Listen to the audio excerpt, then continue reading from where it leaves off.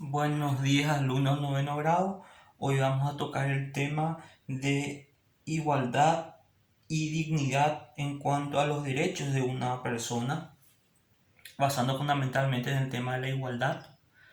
En la pizarra ustedes pueden constatar que un ciudadano goza de derechos y también de obligaciones. Entre los derechos que tiene una persona, según las disposiciones normativas, se encuentra la vida, la libertad, la propiedad, el trabajo, la salud, la educación, la igualdad. Y entre las obligaciones, el pago de tributo, obediencia a la ley. Y según la Constitución de 1992 está el servicio militar obligatorio, aunque también se garantiza el respeto a la objeción de conciencia, el respeto a las ideologías y creencias políticas y el sufragio. Como están dos colores y en las casillas de derechos y obligaciones, podemos decir que según la Constitución el sufragio es un derecho y también una obligación, pero este tema quizás lo abordaremos en otra clase. Ahora tenemos que abocarnos a lo que dice la Constitución Nacional con relación al artículo 4 sobre el derecho a la vida. Dice que es un derecho inherente a la persona, que se inicia desde la concepción, que queda prohibido los tratos inhumanos, la tortura, queda proscripta. Entonces es un derecho, el principal de todos los derechos es el de la vida y luego quizás el de la libertad. Pero el tema que hoy nos invita a hablar en esta clase es el derecho a la igualdad. La igualdad, que es una función muy importante que el Estado debe garantizar a sus ciudadanos. Somos iguales en dignidad y en derecho. Y el Estado dice que no admitirá discriminaciones, es más, luchará por evitar cualquier tipo de promoción de discriminaciones. El artículo 46 y el artículo 47 de la Constitución Nacional habla del tema de la igualdad de las personas. Ahora la pregunta es, ¿cómo se puede evidenciar esa igualdad? Y el Estado puede garantizar la igualdad a sus ciudadanos. Primeramente, según el artículo 47, habla de la igualdad al acceso a la justicia, la igualdad ante las leyes, la igualdad al acceso a las funciones públicas y la igualdad de oportunidades. Es, digamos, la manera en que el Estado se evidencia en cuanto a la posibilidad de garantizar la igualdad de sus ciudadanos. Todas las personas son iguales ante la ley. No importa si es rico, pobre, lindo, feo, rubio, blanco, trigueño. Dice que todas las personas son iguales ante la ley. Igualdad del acceso a la justicia. Si alguien tiene algún tipo de problema, están los órganos jurisdiccionales donde yo puedo recurrir, en donde debe existir un juez imparcial que pueda atender mi causa. Entonces, el Estado me da la posibilidad de que yo pueda acceder a la justicia al igual que a cualquier otra persona. Igualdad al acceso a la función pública.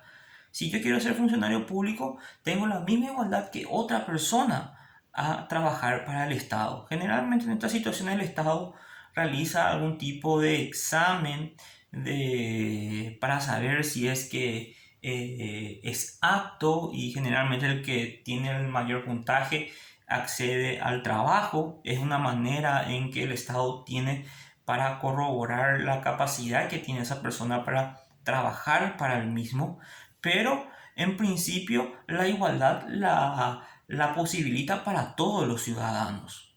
Igualdad de oportunidades, entre otros. Ahora, ¿qué ocurriría, por ejemplo, si es que yo soy una persona que gozo de mis derechos y después tengo un accidente y quedo con mis capacidades disminuidas? ¿Pierdo ese derecho a mi dignidad, por ejemplo?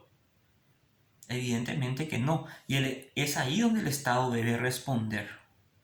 Por eso el artículo 58 habla de las personas excepcionales, que pueden sobrevenir como consecuencia, por ejemplo, de un accidente, o las personas con algún tipo de malformación congénita.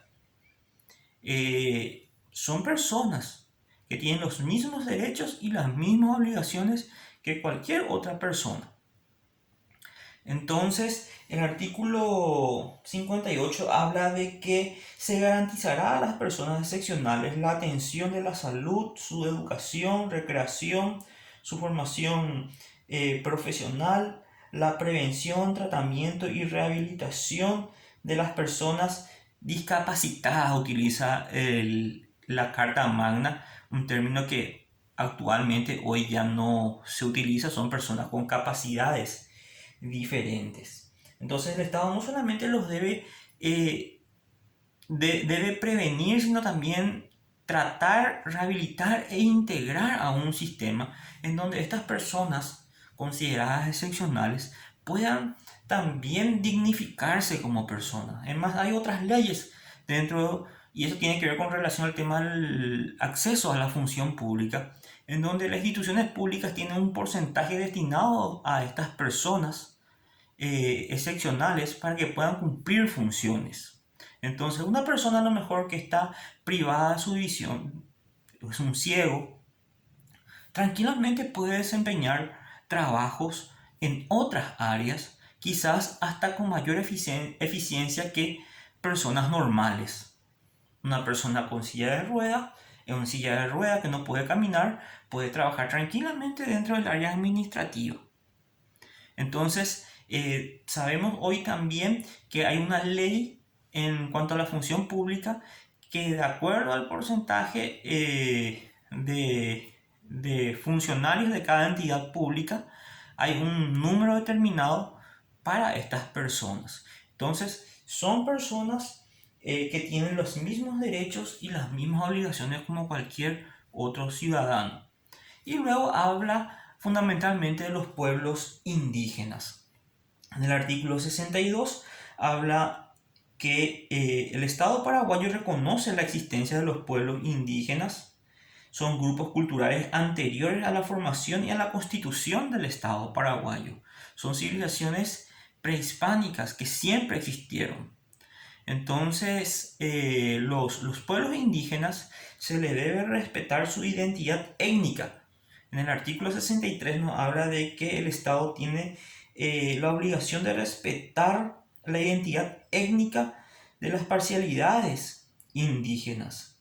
Estos indígenas que no se rigen, por ejemplo, por nuestro sistema legal. Ellos tienen un sistema consuetudinario conforme a las costumbres que se debe respetar.